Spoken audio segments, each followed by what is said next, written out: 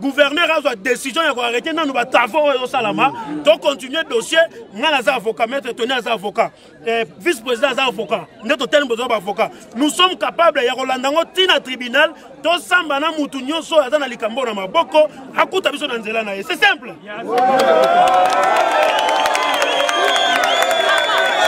À en croire la population de ces coins de la capitale, un arrêté ministériel daté d'idée août 1978 a été signé fixant les limites et l'utilisation des terres dans le périmètre d'aménagement de la vallée de la Funa, ce qui veut dire qu'ils ont pleinement le droit de travailler sur ces terrains. Aux autorités compétentes de bien vouloir trancher sur cette affaire car la vie de la population en dépend. Comme annoncé au début à l'invité dans ces journaux, il s'agit de M. Abed Badian-Chile, il est coordonnateur de DGVEP, voulais-je dire, dynamique des jeunes soutenant la vision du chef de l'État. Une fois de plus, soyez les bienvenus, M. Abed Badian-Chile. Merci beaucoup. Vous soutenez la vision du chef de l'État, pourquoi ces choix? En fait, nous avons choisi de soutenir la vision de notre chef de l'État parce que dès le départ, on avait déjà compris et c'est l'esprit de Tshisekedi qui est en lui parce qu'il vient d'une très bonne école. L'IDPS, c'est une grande école. Vous connaissez la Ligue de l'IDPS dans ce pays. Et depuis tant d'années, l'IDPS a toujours lutté pour l'état de droit dans ces pays. Donc, le président Félix-Antoine Tshisekedi, avant d'abord d'être quelqu'un de l'IDPS, c'est l'enfant biologique d'Étienne Tshisekedi. Et nous comprenons déjà qu'il y a le tshisekedisme qui existe en lui. Et nous avons compris que le Congo va s'éclater avec un tel messie. Le Congo va se développer avec un tel messie. Voilà, vous avez dit l'état des droits, mais il y a un dossier qui est lié à la présidence. On parle de détournement de 15 millions. Est-ce un état des droits? Est-ce que c'est ça, c'est que vous soutenez avec ce pouvoir? Déjà, il faudrait comprendre que c'est un coup mal monté de 15 millions. Et jusque-là, nous avons compris qu'il y a des gens et de mauvaise foi qui veulent détruire l'image du président de l'INC, qui est le vocable du président de la République. Et nous avons tous compris, et les peuples congolais ont déjà compris que c'était un coup monté et pour exterminer l'image de ce monsieur Vital Kamerhe, le président de l'INC. Vous pensez que la justice va faire le travail comme il se doit et la justice ne va pas être marginalisée? Et déjà, vous avez constaté, il a fait aussi une déclaration, le président Vital Kamerhe, par rapport à ça. Il est concerné ni de près ni de loin dans cette affaire de 15 millions de dollars.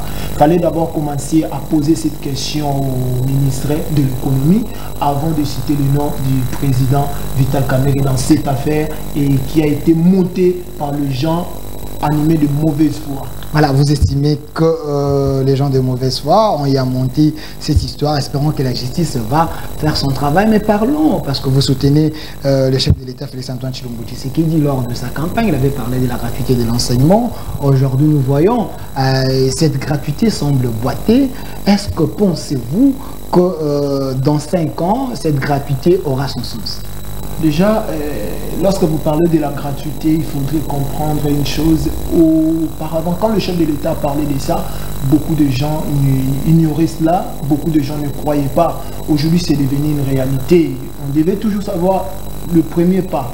Ou comme le chef de l'État avait déjà lancé, il devait y avoir quelques lacunes parce que ça n'a jamais été au Congo depuis que cette loi a été mise dans notre constitution.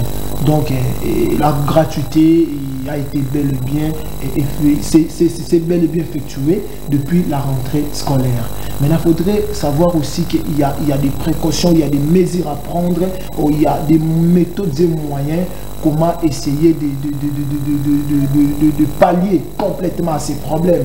Parce qu'aujourd'hui, allez voir dans les établissements publics ou conventionnés catholiques, il y a des enfants qui viennent tous les jours et les enseignants ou les directeurs commencent même à refuser les enfants parce qu'il y a certains parents qui croyaient comme si c'était... Est-ce que vous n'avez pas fait une mauvaise étude parce qu'apparemment il n'y a pas assez d'espace, d'autres enfants n'ont pas le droit d'accéder parce qu'il n'y a pas d'espace, il ne fallait pas d'abord construire les écoles avant de déclarer cette gratuité?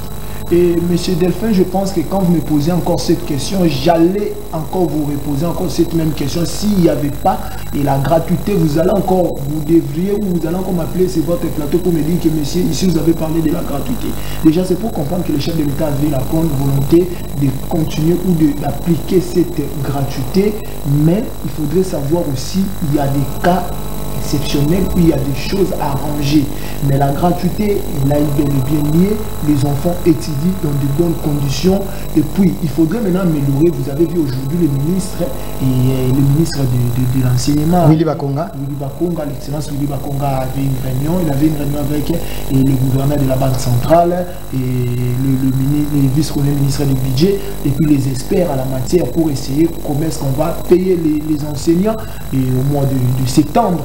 Donc c'est pour dire que le Congo c'est un problème de volonté. Quand vous avez la volonté et vous allez pallier beaucoup de problèmes. Voilà, merci. Il y a la déclaration de l'honorable Delis Sanga qui dit qu'il faut réviser la Constitution par rapport à l'article 73 de la Constitution, que les chefs de l'État, s'il arrive en 2023, il n'arrive pas à organiser les élections, il faut qu'il démissionne. Pensez-vous que c'est une bonne idée?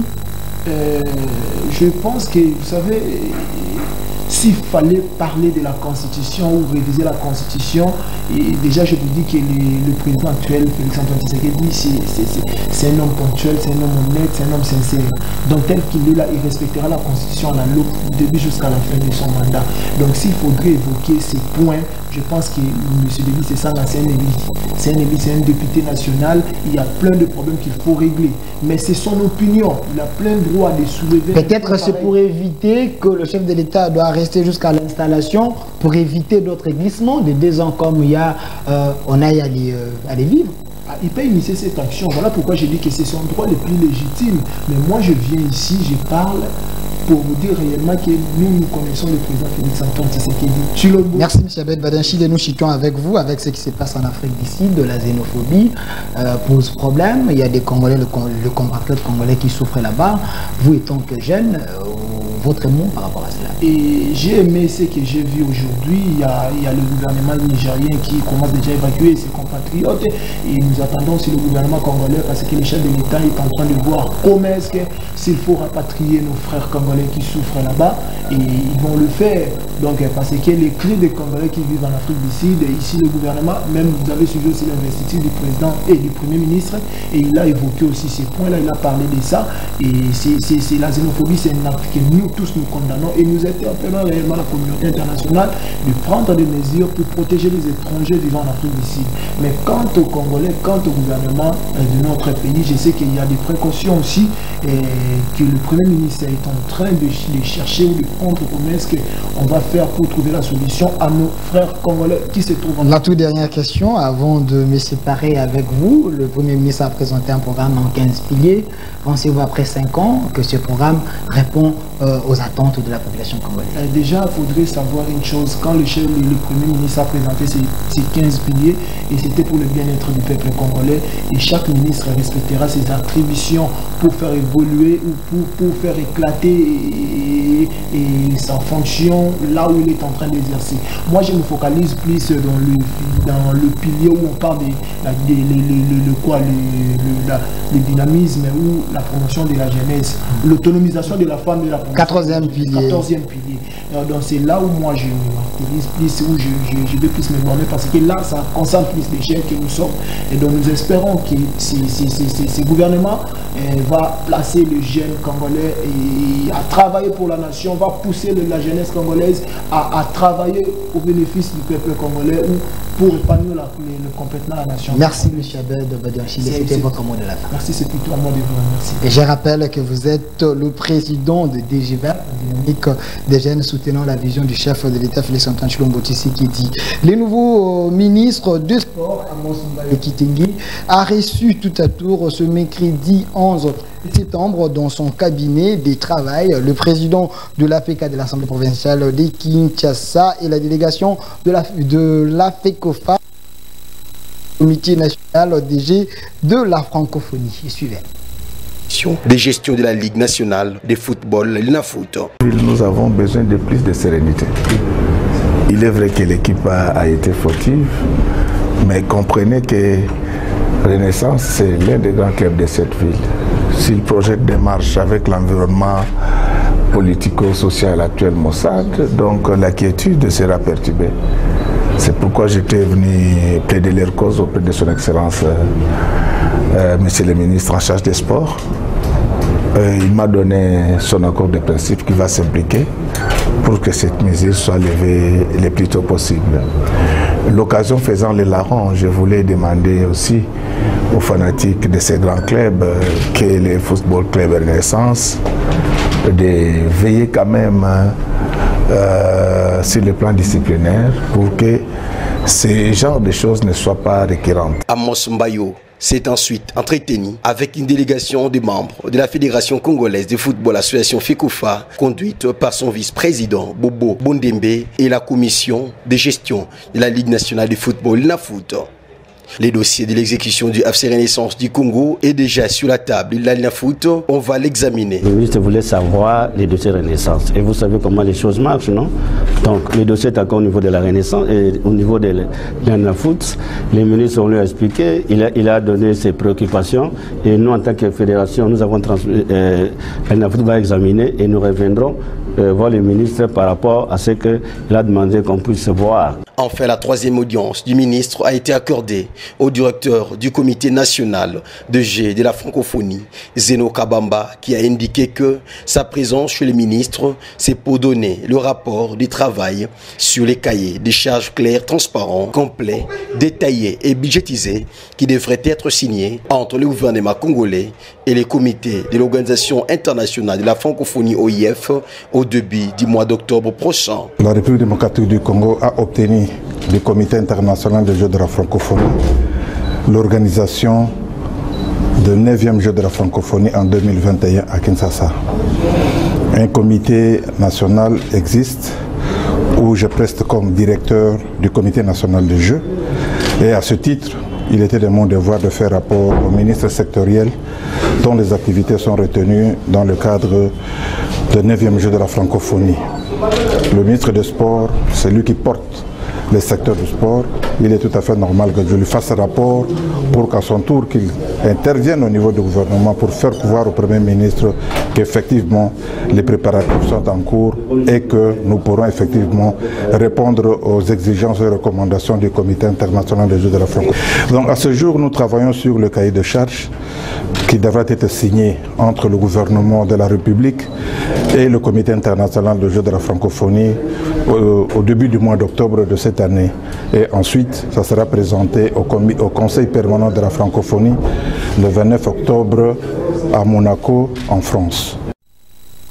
Ça n'est fini, mais si vous nous avez pris en cours dès l'édition, les travaux de la 5e édition du forum Investir en Afrique, dont la clôture était intervenue ce mercredi dernier dans la matinée à Kintélé au Congo-Brazzaville. Félix-Antoine Tshilombo Tshisekedi a pris part au panel consacré au projet intégrateur de l'Afrique.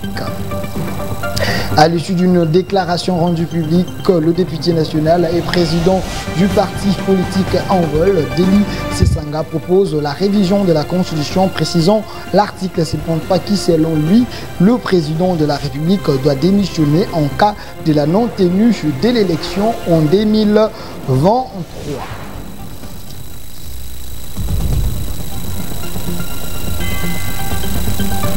C'était l'essentiel de notre session d'information d'aujourd'hui. Un grand merci à rester fidèle à nos programmes. Au revoir.